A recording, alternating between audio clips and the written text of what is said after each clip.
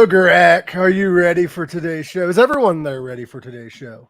Because we have a very special show. We have Mr. Dan McNew of Askadan. But before we get to him, I would like to give a little bit of shout outs real quick. I'd like to get a little bit of promotion out of the way before we forget, because we're probably going to get stuck in some deep conversations about Dimebag. So I hope we got some Dimebag Darrell fans out there. And if you're not, what the fuck's your problem? Exactly. We got Dan Get back. out of here. We got Dan back there dying laughing. But we would like to give a little shout out to Catfight Coffee like we always do. It is the best coffee on the planet, the best coffee in the universe. I'm not sure what that is yet, but I'll try to find it. We would also like to give a shout out to In the Trenches with Ryan Roxie. He's always been cool with promoting and helping us out. I'd also like to give a shout out to Reignite with Cathy Grant. I'd also like to give a couple shout outs to VoiceIt Show. We've got a lot of shout outs. We got like a long list. We've got the Calabrese podcast. We've got Askadan. We got Ask Your Mother. Anyway, if we forgot your show, You gave me an idea of my show now. Ask your mother. Ask your mother. Yeah. But without further ado, because we've got a lot to cover, because we've got rare live performance we're going to cover. We got a rare song. We've got a never before heard song. Well, it was heard live once, and heard by Dan and whoever else had it. But you guys are going to be able to hear it here on Pink Sock Podcast. Without further ado, here is my guest, our good friend, Mr. Dan McNew. How you doing, Askadan? Doing good this morning. Oh, that's good. That's good. That's good. And before we forget, right there, down there sliding, that is Dan's YouTube channel, Askadan. That is correct? Yes, that is. I hope, because I copied and pasted that son of a bitch. Because I hate getting it wrong. How you doing, Dan? Pretty good. That's good. I want to start off by saying I truly appreciate you allowing this show to kind of be your platform to talk about Dimebag and show all things Dimebag, because I appreciate it. No problem. No problem. I really do. Been waiting for the day where I could actually release this thing. Yeah. Like it's like you meet a real pretty woman and you're like, oh God, but I can't release it yet. You know what I mean? Yeah. But one of the songs actually both songs have been sitting on for almost 15 years now. But one of the songs was actually written over 30 years ago. Damn. And so it's very few people have heard one of these songs. The other one got a little bit of publication in 2006. I was at the it was called Jeff Thompson Mayhem benefit concert. Jeff was the bodyguard for Dimebag, who was killed that night in Ohio along with Dimebag. And during the memorial service, I went back to the bar to have something to drink. And this guy comes up and sits down beside me and knew I was the founder of Ride for Dime and just started striking up a conversation about how he recorded something with Dimebag one time. Everyone has. Yeah, and I kind of took it with a grain of salt. Yeah, everybody's got a Dimebag story, So he pulls out a CD and he explains to me about the song and what they went through when they recorded it.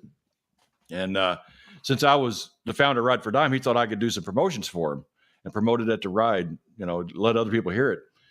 So I immediately contacted a bunch of metal magazine rags, Blabbermouth, Metal Nation, a bunch of others, and uploaded MP3 to them. So they got a little bit of air publicity back in 2006.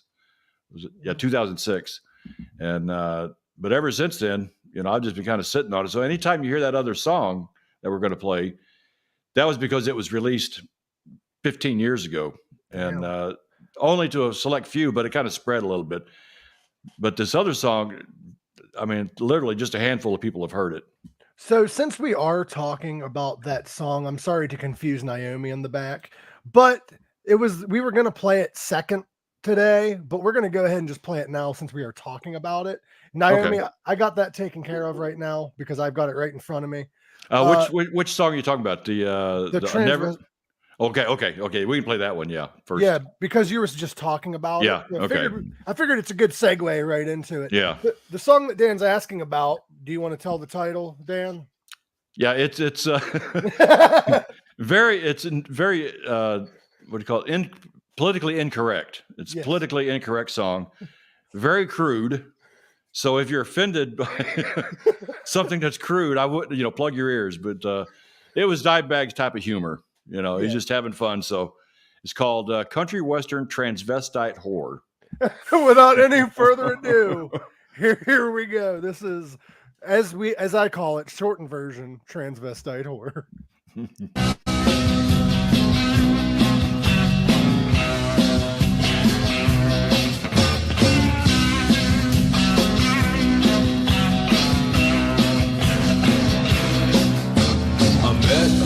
Under the neon lights, I knew right then it was love at first sight, and she's a lady, and I'm a man.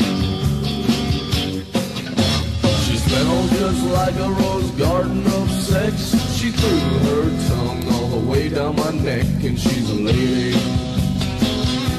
100%. We two-step till the morning light, making love, shooting whiskey, flying high as a kite, and she's a lady, and I'm a man. It's getting mighty late, let's take this on home. Oh, I roped her like a calf, and we hit the road. She's a lady that understands. We took it to my house, all hot and horny now. Lust tattoo on her arm, her love, it couldn't do me no harm. But the bitch had a dick, well hung to the floor. I had to think of something quick, so I put it up her back door. Her silver wings had just started to soar, when I learned she's the one-time country and western transvestite whore. Transvestite whore.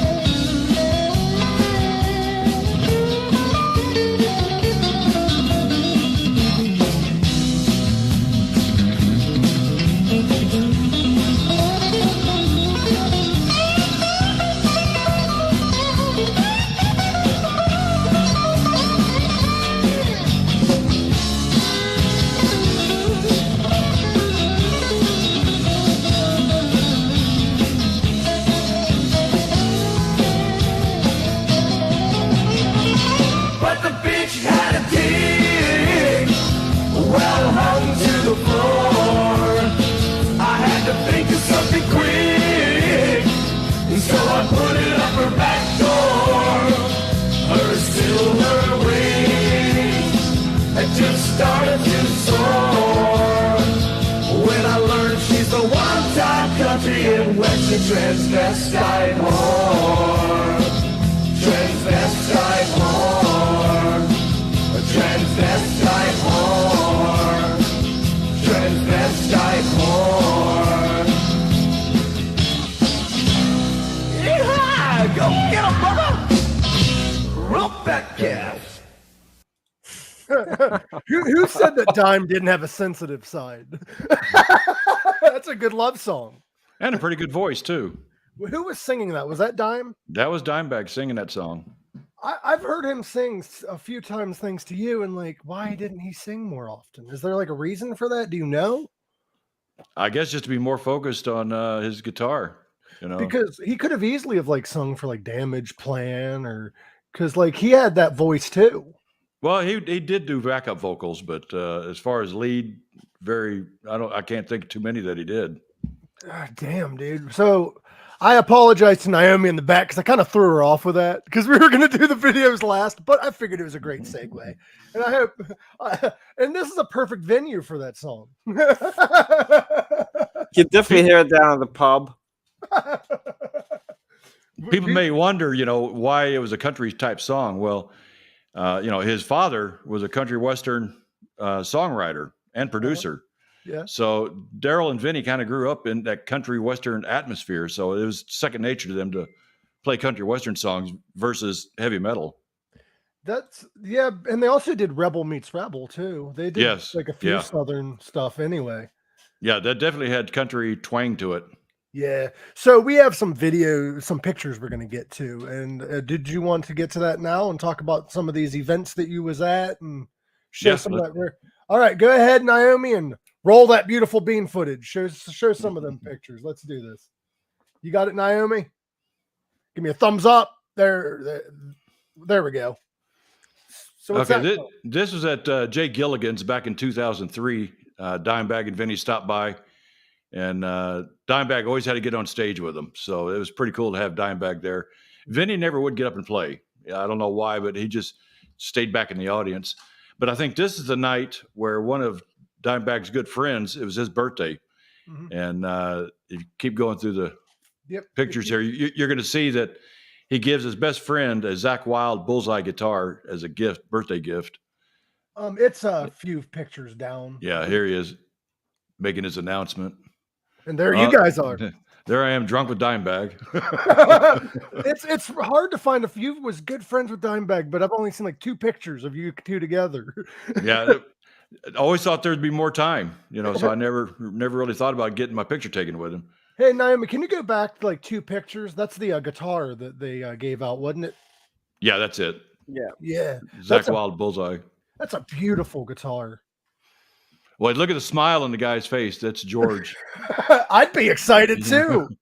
Also on stage right there too is the lead singer for Damage Plan. He's in that black jacket with the white stripes. That's Pat. I thought he looked familiar because I saw other pictures from the event. You can continue going, Noami. But yeah, like how many songs did they play that night? Oh, geez. Was it a full set? Full set at least, yeah, an hour. He always gets up about an hour or so. Now, this gig right here, this was at another gig. This was at Monte Carlo's in Arlington. Mm-hmm. At the time, Damage Plan had 2 weeks off from their MTV2 tour. And Monte Carlo's is right down the street from Dime's house, and he knew Aska was playing, so he swings by. And we actually had 3/4 of Damage Plan there that night. We had Pat, Dimebag, and Bob Zilla there. Vinny never did show that night, but probably resting up from the tour. For those of you that don't know, Aska was a band. They're from Texas, right? Originally, they're from Panama. Oh, okay. They're from Panama. They were a pretty big band, still are. Yeah. They was real good friends with Dimebag, and that's how Dan met. Exactly. Well, Aska moved from when they were right after high school. They moved to Texas just to get more exposure for the band, and ended up in Arlington. And all 4 band members lived in one house. And it was right down the street from Dimebag's house. And once Aska started kind of getting a name for themselves, it was pretty much Aska and Pantera from Arlington. So they were always invited to all the shows, and Dimebag was always there. We'd always bump into Dime somewhere. That's always awesome because like Dime was never like too famous. Like he always did small shows in between big shows and shit. Like I've always enjoyed that about him. Well, yeah, he was probably one of the best heavy metal guitarists in the world, but when he was at home, he was just a regular guy. He's just a regular guy. I mean, you would see him at Home Depot shopping, or at Kroger getting groceries, just a regular guy. And, Arlington was his home. He had no intentions of ever moving out to Hollywood and, becoming one of those rock stars. He just wanted to. Is this from the same show? No, this was an after party at Vinnie Paul's house. They had just got through performing in Dallas. It's called Freakers Ball. They headlined with Velvet Revolver. Oh, nice. That must have been a good show. And then actually this was the after party, because after the show we all went to the Clubhouse, which was a strip joint that Dime and Vinny co-owned, and we stayed there until legally we couldn't drink anymore. There's my wife with Dimebag. Oh, that's awesome. I was wondering if that was your wife or not, because she looked familiar. I saw a couple photos of her. But this is from an after show. Those boys partied hard. Oh, yeah. Dimebag is still, in this picture here, you can see Dimebag is still sweaty, Look at that. Either that that was the first time I almost saw Dimebag pass out from being too drunk. Oh, he just about passed out. He was sitting back in that couch behind where he's at there, and the music was blasting, and he was the only one sitting in the room. And I walk in there, and he's about to go out, but he's got his right arm like he's a director of a band, like he was directing the music. Uh-huh. And slowly he came back out of it, man. He was ready to go again. Yeah, he was a professional drinker. Like, There's my wife, my daughter, and Dime, and Chad Lee, which was Dime's photographer. Oh, nice. So you got a picture of the photographer. Oh, yeah. Oh, you're a professional there. You're getting a picture of the photographer. Now, there's a story behind the guy on the left here, Michael Kaufman. Before this was taken, he had brain surgery like 11 days earlier. Oh, damn. And while he was in the hospital, Dime and Vinny gave him a call and wishing him well. And Michael tells him, you know what? I'm going to be in Dallas for the Freakers Ball. And they're going, what? Dude, you just had brain surgery. There's no way you're going to be here in 11 days. Yeah. And he goes, no, I promise I'll be there. So 11 days later, this was the night before the show. No, this was the night of the show. But the night before this was taken, we all go over to Dimebag's house. And they open the door, and there's Michael standing there, and Dimebag couldn't believe it. So the entire weekend, you know, Dimebag pretty much had Michael under his wing the entire weekend. Anything Michael wanted, you know, he got. That even included going to the VIP section of the strip club. That's cool as fuck. You know, I was wondering what Dime was doing because I saw him over at a cash register taking all the cash out, you know, but he went over and gave all the cash to Michael and said, go upstairs and have fun. That's fucking awesome. Everyone needs a friend like Dime. Everybody needs a friend like Dime. That's another. Well, there's another photo. Yeah, there's Michael, the guy that had brain surgery. You got Dimebag, and that is Cat right there. That was Vinny's drum tech. Oh, nice. He was also shot. He was shot 3 times that night in Ohio. He was the guy that was being held hostage. Damn. Yeah. Damn. Was you like, where was you at the day that Dime got shot, if you don't mind me asking? I was actually at work, and just a few minutes after the shooting, I get a phone call from a friend telling me that there had been a shooting at the gig, and it was for sure that Dimebag was gone. You know, and I'm thinking, what? I just couldn't comprehend it. And I said, you know what?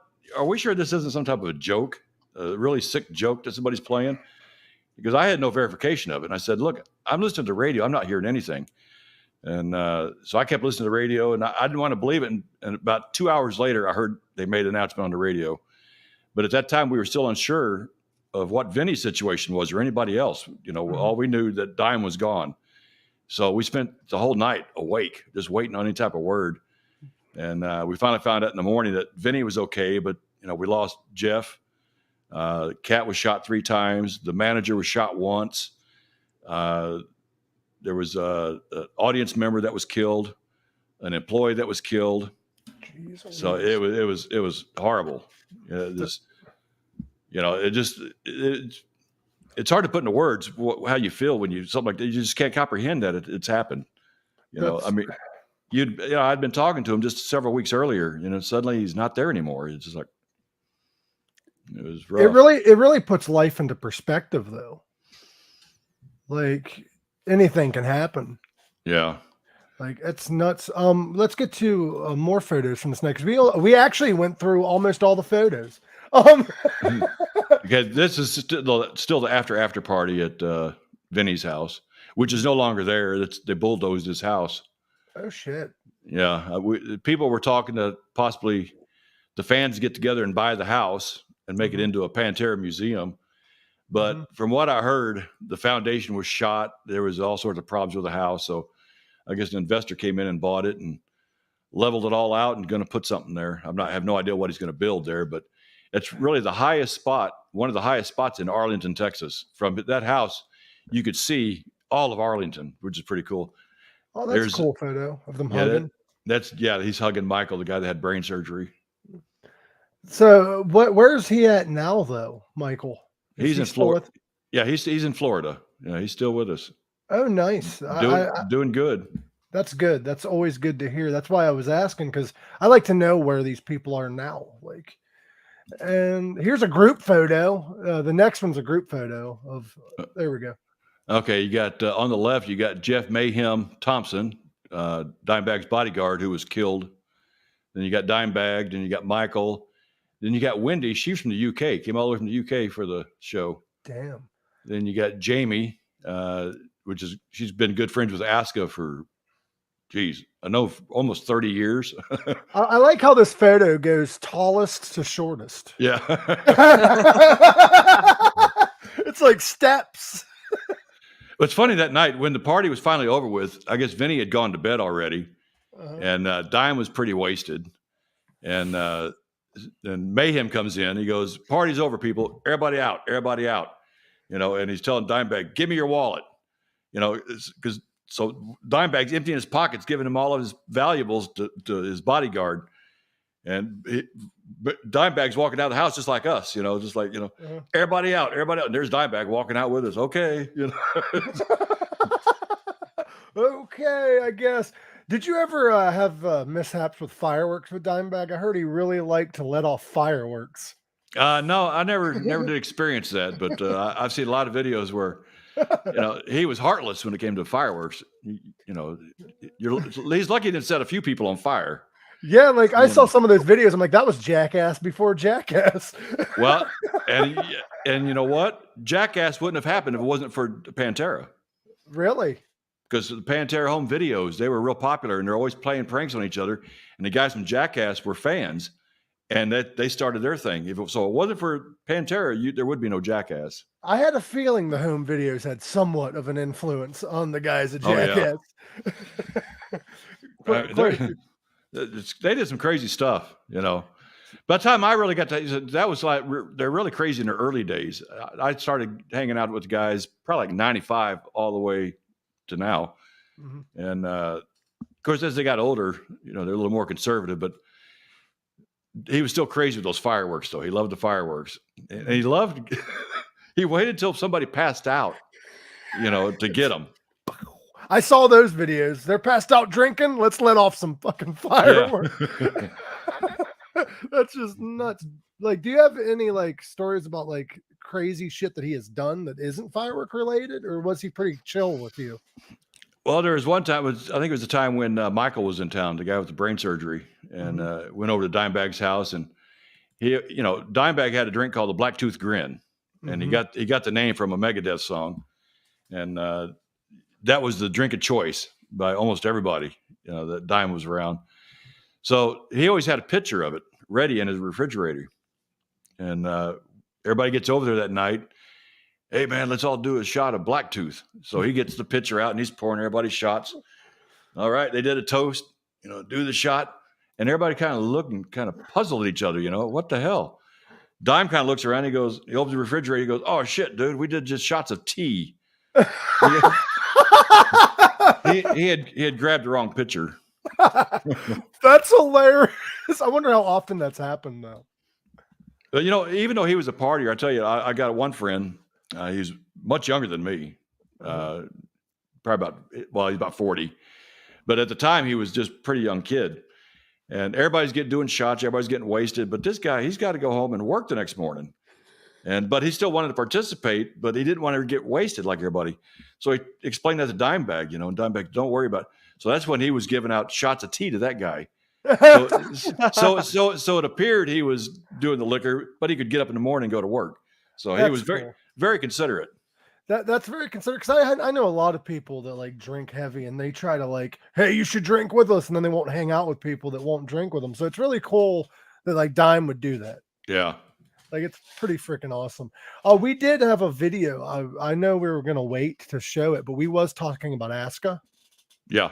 And you have a rare live performance, but do you want to talk about how this show came about, where it was at before we do that? Yeah, this goes along with some of those pictures we just saw earlier at Monte Carlo's, that club right down the street from Dime's house.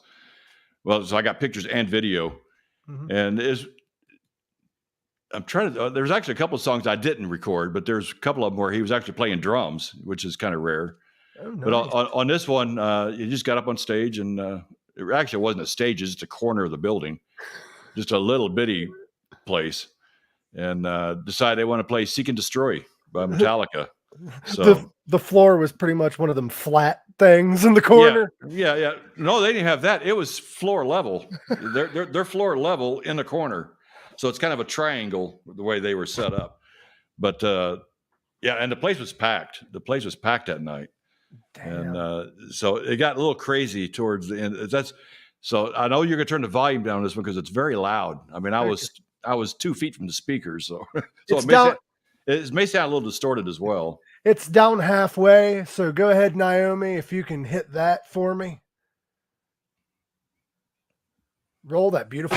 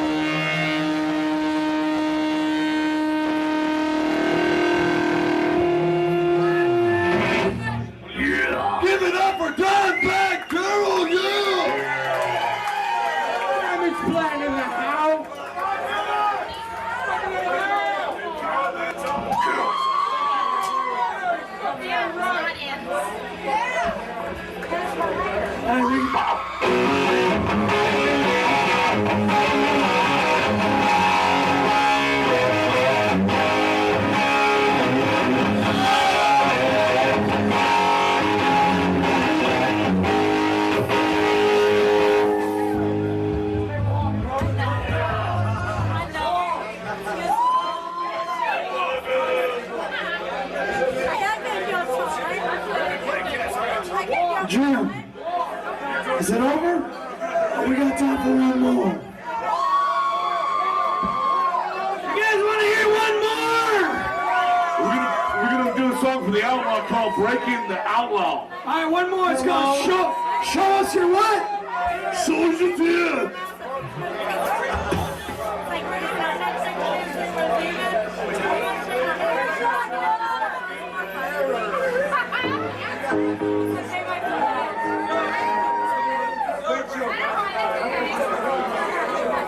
This is Askadan's edition.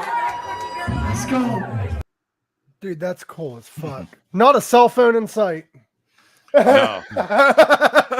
Dude, that's what metal and rock is all about.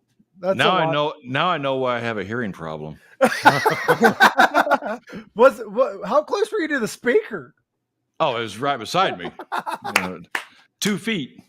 Yeah, that's probably why you're deaf. I was close enough where my clothes were moving. You could feel your clothes moving from the vibration. Oh shit. And guys, if you're just tuning in, I'm sitting here with Dan with Askadan. His YouTube channel is scrolling on the bottom there.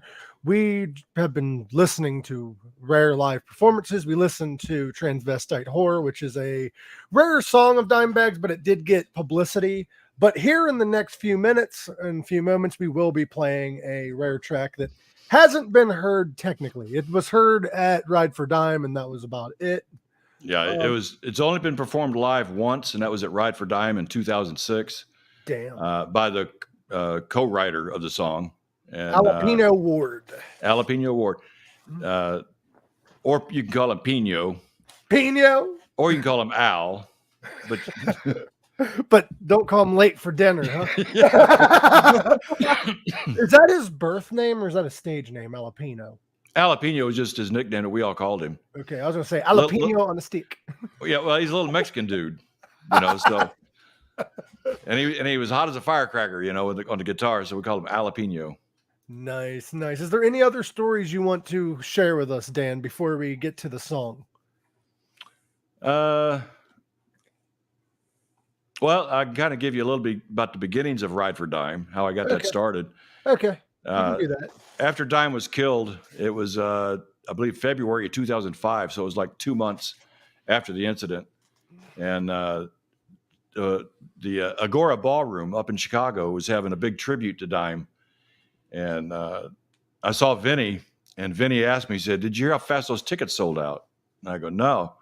He said, "They sold out the entire theater in 11 minutes. Damn. There was no more tickets." So I asked Vinny, I said, "Well, how would one go about getting a ticket to a sold out event in Chicago, if they live in Texas?" And he kind of looked at me, he goes, "Just give me a call." So he hooked us up with some VIP tickets in Chicago. Damn. And so we're up at the Agora Ballroom, and that place was absolutely packed shoulder to shoulder. And there was so much so much love for Dime that night. And I kind of looked around and said, "You know what? It's odd that there's so much love for Dime up here in Chicago, and there's nothing happening back home in his hometown."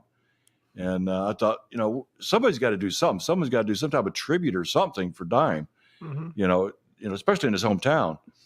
So Damage Plan had a little web forum, and I posted on there, hey, maybe we ought to get together and put something together ourselves, since there's nothing official that was getting ready to happen.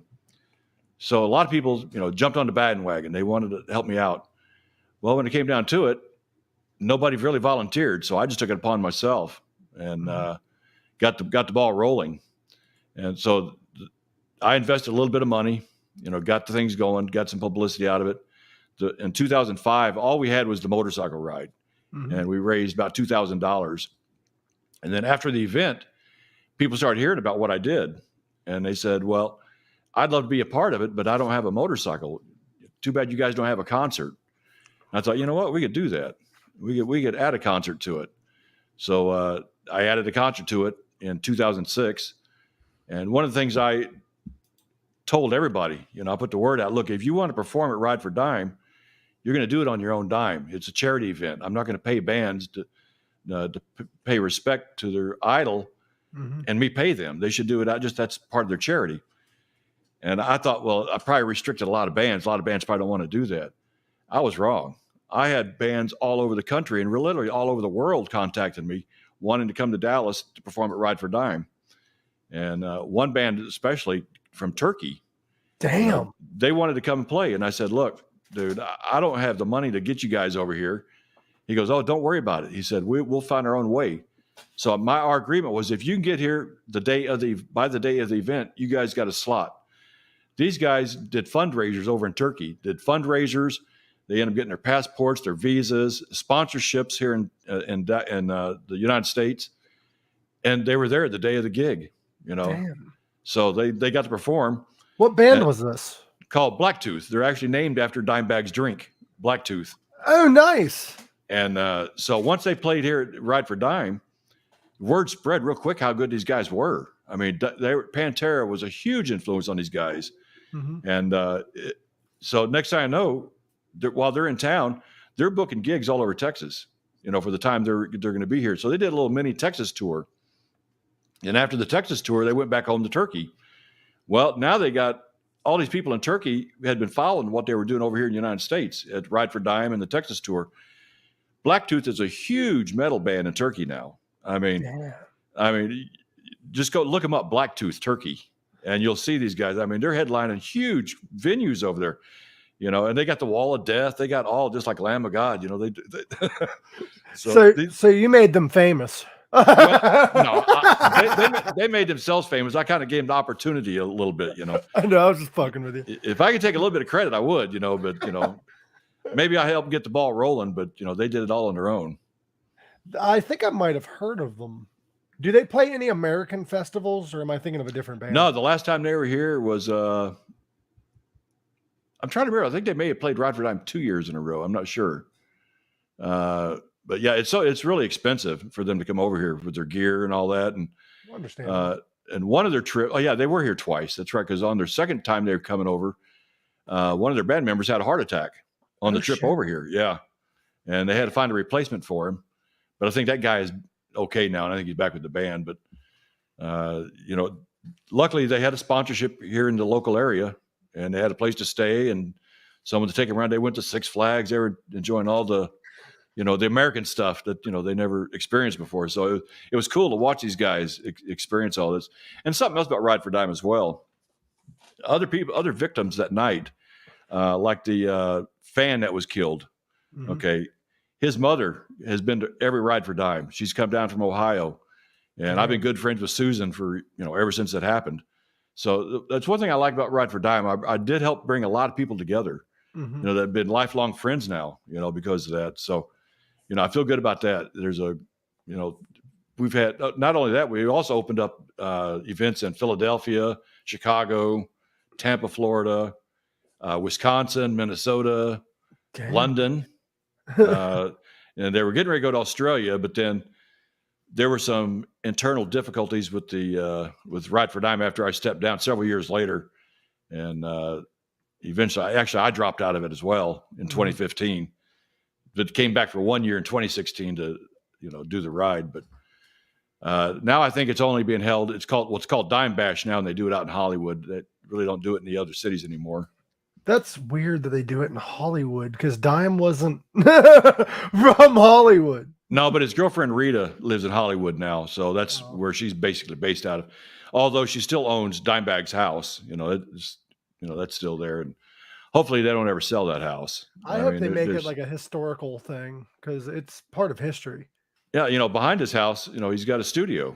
That was the Chase and Jason studio. That's where several of the Pantera albums were recorded, and Damage Plan, and Rebel Meets Rebel. And Hell Yeah. And Hell Yeah, that's right. So they still use that studio. It's awesome to be inside that studio, sitting there behind the soundboard, and I'm looking around. It's like, wow, there's history here.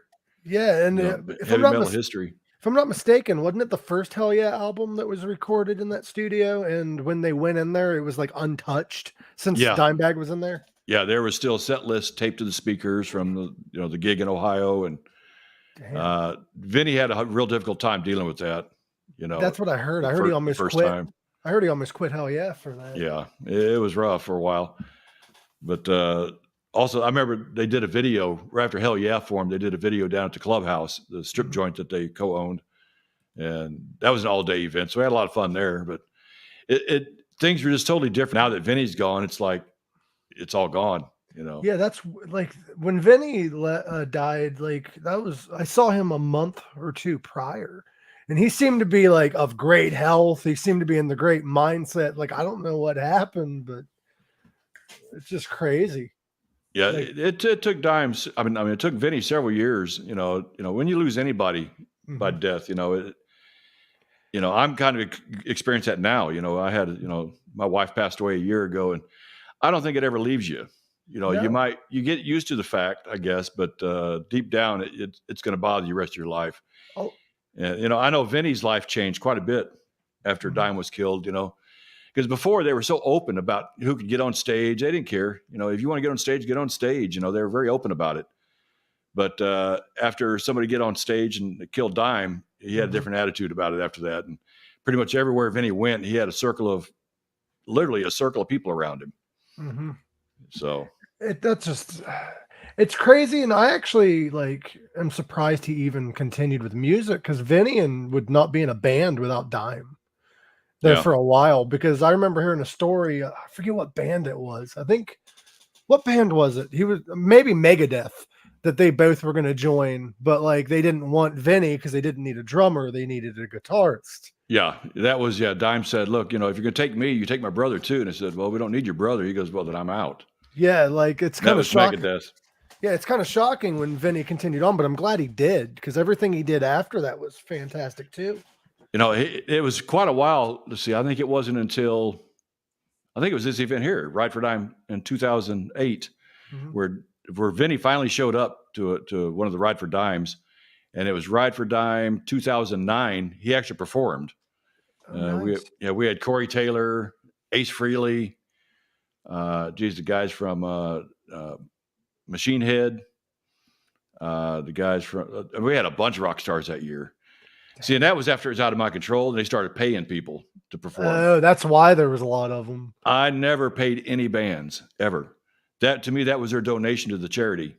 Their time. Was 2009 the year where the Phil Anselmo controversial happened? Oh, no, that was years later. That was like 2015, 2016. Oh, that was when it was changed to Dime Bash. Yeah. That was out in Hollywood. I thought it was more recent, but I wasn't quite sure. You started naming people that was at both. I'm like, was it that one? And for those that don't know, I'm not going to tell you. That was a crazy debacle, man. Now, I know Dave Grohl is involved with Dime Bash now. I know a couple of years ago, they didn't have a concert, but they had a motorcycle ride. And anybody that was in the motorcycle ride, it all ended up at Dime's house, and there's a big barbecue, and Dave Grohl was the chef. And, or if you didn't have a motorcycle, I think you paid $100 and you could get in and have the barbecue with Dave. And that's neat. Have you ever thought about doing something like that again? Or no, are you just done with it altogether? I'm done. I'm retired. Too much stress. Stress, and it takes a whole year to plan that one of those one day event. It takes a whole year. It just. And after, my health history with 8 heart attacks, I don't need any more stress, Hell, the Ride for Dime probably caused some of those heart attacks. Well, my first heart attack was 4 months after the 2006 one. Yeah, the video we're going to see with friends, that was, 4 months later, I had my first heart attack. And I remember that second event that we had, I was running around like a chicken with my head cut off. And my wife kept telling me, slow down. I said, well, this has got to get done. Literally during the event, I am running backstage. I'm running out. I'm doing everything. And it was very tiring. Damn, and, dude. But I felt, it felt good to do it though. People because you're doing it for a fallen friend too. You're doing it for somebody you love. And, I guess we do a segue into the last song here. Back in one of Dimebag's good friends, we talked about him earlier, Jalapeno. And I'm not sure how many years they've known each other, but since they were teenagers. And Dime taught Al a lot about guitar playing. So when you hear Al play, it sounds a whole lot. It's got the Dimebag style. And well, in the video, Al will explain you know, how the song Friends came around. But I know when the song, it was in 2006, and Al came up to me and told me about this song. I'd never heard about it before. Mm-hmm. And he said, yeah, he said, we recorded the song in 1991. It's about being friends. It was his song and Dimebag song for each other, showing their friendship towards each other. And to him, it was so personal that he just kind of, that's my song. He didn't want to publicize. He just kept it quiet. Then after Dime was killed, you know, he came to us. There's about 4 or 5 of us he came to and told us about the song and gave us a CD with the song on it. And once I heard it, I said, you know what, dude, you got to play this live, you know, at Ride for Dime. And he didn't want to at first, but, you know, I kept talking to him about it, you know, and finally convinced him to do it live. So he took a guitar that was donated to us from Dean Guitars for a raffle. And I said, look, and it's a guitar exactly like what Dime played, the Dean from Hell. I told him, I said, take the guitar, tune it up, and I want you to, you know, play that song live. So he got another band called Low Side. They got together and rehearsed it for like a week or so and got it down. See, the song has, you know, a lot of Dime solos in it. And well, just one big solo, but he didn't feel right playing that song without Dime being there. But he just, you know, he had to learn Dime's part for that song to perform it that day. So it meant a lot to him. It meant a lot to him, you know. So that's why I kind of sat on all these years, because it was kind of a private song. He didn't really want to publicize, but I did speak with him on Saturday, and he said, you know, he saw this video we're getting ready to watch, and he loved it. And he said, go for it, dude. You know, get it out there. In fact, he even said that, you know, probably get him on this podcast. You know, That would be awesome. he just couldn't do it this week. It was just too soon, you know. Understandable. Notification, but you know, hopefully the next couple of weeks we'll get Al on here and he can explain, you know, in detail about the song And tell some of his Dimebag stories he's got some stories, man. I bet he does. How long did it take? Because we're not going to listen to the live version that Al did. We're going to listen to the actual studio version. But how long did it take Al to learn all those parts? It was about a week, I guess. That's And because impressive. he hadn't played it in 15 years. So it's not only did he not play it in 15 years, but he had to learn Dimebag's part of that too. So, you know, and the reason we're not going to see the live part, because first of all, the audio is not that great. And I remember when he wanted to do it live, he said, this is the first and last time I will ever do it live. So in that respect, you know, I don't want to play the live part again, you know. So the video shows him up to the point where he's getting ready to play the song. Then we go to the studio version. And, Well, I like it like that because, like, people want to hear the original yeah, exactly. with Dimebag playing and all of that. So Yeah. we do have the intro, like Dan said. Al's explaining the song, and then it's going to go into the studio recording. So let's go ahead and play that now, Noami. It's the second video there. I'm going to go ahead and get the screen ready, and let's roll that beautiful bean footage. Jalapeno. What's up, brother? How you doing? What are we doing here today? Dime Fest. Ride for Dime. Ride for Dime, dude. We're blowing it up. What'd you ride over here in? Fallen Brother, dude. Fallen Brother. You ever see anything like that? Oh, absolutely. It's a tattoo that says brother, right there. friends. Friendship. The blood runs thick. And so what is this guitar you're holding? This is the ML that Dean donated for the ride. Full blown. Got to spend a week with it, set it up, make it all happen, make it feel good, blow it out a little bit. And a little bit later on, I might be playing this bad boy. Still got the tag attached. Yeah, look at that. Look at that. What's a guitar like this sell for retail? You know what? Hey, that's not my cat. I'm a Jackson guy myself, but Jackson guy. yeah, me myself, Jackson guy. But If you could afford a guitar like this would be the one you would play, right? oh yeah, you know what? Back in the old day, Dimebag, they'd be Pantera be holding out a song at the end of the song. Darrell would walk up to me and Say, hey man, dude, come up here and blow this fucking lead out real quick, dude.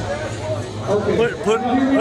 Put the fucking Now, I want to introduce y'all to somebody. Now, I want to introduce you guys. This is Dan. Dan put this on the back of the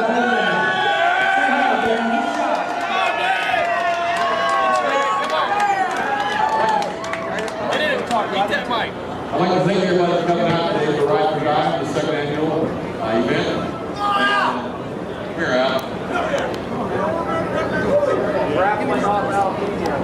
Come on! Someone didn't walk away with this, and we got a strap that was just made from the last hour and Tree Design by Christian Brooks, same guy that made all CD on guitar straps. And now we've got Dimebag straps and it was this. So go back to the Rarities area. We got some cool Ride for Guy mirrors.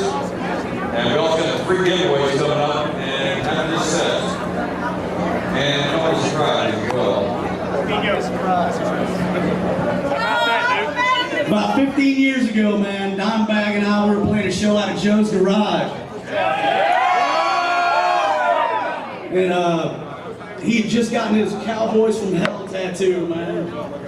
First tat. And he says, hey, Pino, man, dude, you're naked. You look naked, dude. You ain't got no fucking ink, dude. We got to get you set up.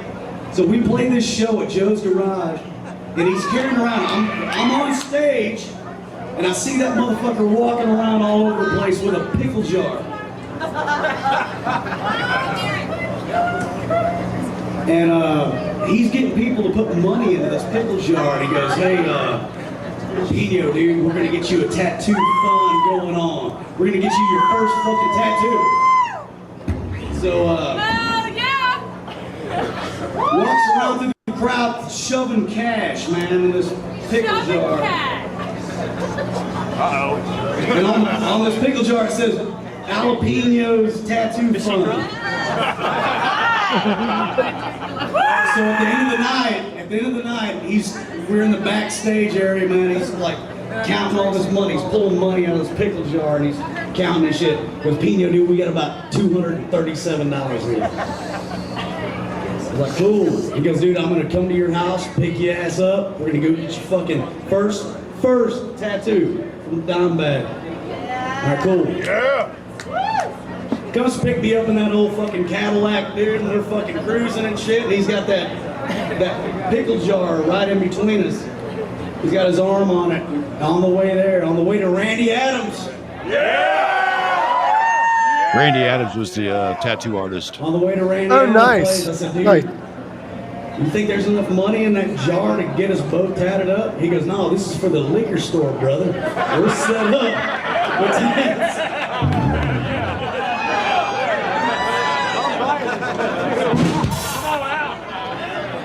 So, all right, cool. We fucking hit the liquor store, man. We got some fucking Jaeger, we got some Crown Turkey, fucking like 4 cases of KLs, Keystone Lights.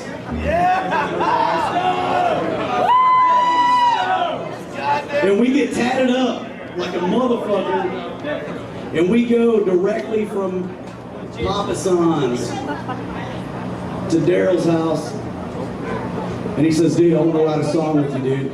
You're my fucking brother. I love you. Let's write a song. We wrote this fucking song. And Darrell goes, man, we need lyrics on it. We need lyrics. We gotta write some lyrics. What do you want to write this song about? What's the lyrics gonna be?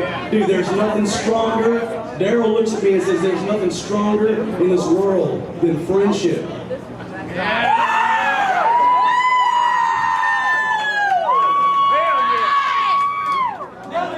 So we wrote this song, and only a selected few of my good brothers have heard this song. And for the first time ever, me and my brothers from Lowside, we're gonna play this song.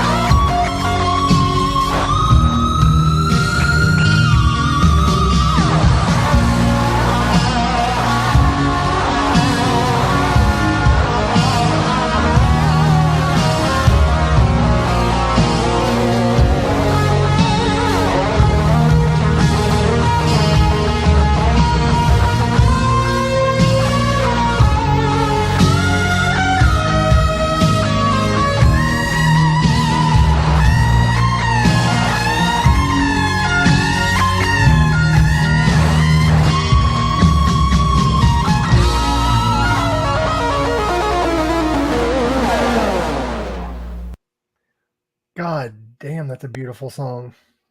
That is a beautiful. It sounded like a bit of like Patience by GNR bit. I heard a lot of like, you can tell that Zach Wilde is influenced by Dime because it's a lot of, sounds like an old Aussie track in my opinion. Yeah. Like it's really good. So thanks for sharing, by the way, Dan. I truly appreciate it. That is every time I hear this song, it makes me want to tear up, man. Me too. Like even like I wouldn't even, I'll be honest, I wasn't even watching the video. I was just enjoying the song. And like it's such a good song. You know, and they recorded it really quick too. So it sounded like they put a whole lot of production time into it, you know, as far as they just recorded it and did it real quick. So that's actually very impressive. Yeah. Shit. And like the solos are so beautiful. And even his vocals, Dime's vocals really shined in that song. Well, that was actually Al singing. Oh, it is? Well, Al is a hell of a singer then.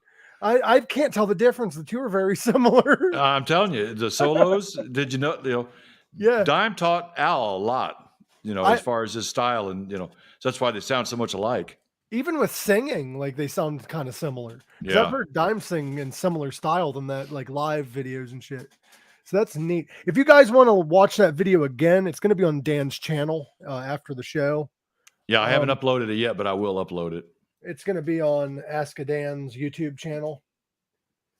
But yeah, I heard like really like Aussie influence in that, in my opinion. Like you can really tell that Zach was influenced. Like that's crazy. And I love that song. Like Al deserves more credit than Al will get. Like he's a good musician. Well, like I said, you know, once you get Al on here, you know, he can get a little more inside of what that song is all about. You know, and some more details. How long did it take to record? You know, and I'm pretty sure they recorded at Chase and Jason Studios at Dime's house. I mean, that's where they wrote it. So I'm assuming. Do you know how the name of the studio got? You know, I'm not really sure. Maybe he'd know. There's a story behind everything with Dimebag. But guys, I would like to say thank you for tuning in. Thank you for that song, Dan. I truly appreciate you. And thanks for everything. Go ahead and go on Dan's channel, give him a subscribe. And don't forget, subscribe to this channel. We do have a new YouTube channel. We are still on my YouTube channel for now. But yeah, go subscribe to him, subscribe to me. Thank you, Dan, so much, buddy. And we will keep everybody updated on when Alpino will be on. This dude is amazing. Dan, you're great. I'm skipping a little bit though. So I'm going to go ahead and end the broadcast because we covered everything. And next week, Dan, if you're available, we'd love to have you back on just to talk about random shit. Okay. Just random shit. I don't know what yet, but probably something. Well, hopefully we'll have Al on there. So hopefully. If not, we can do it the week after. I mean, we can do it whenever. Thank you all. Remember, live long, rock hard, and Gorak, you've been too quiet. Give us a word over there. Come on, give us a close. Bye-bye. Bye-bye.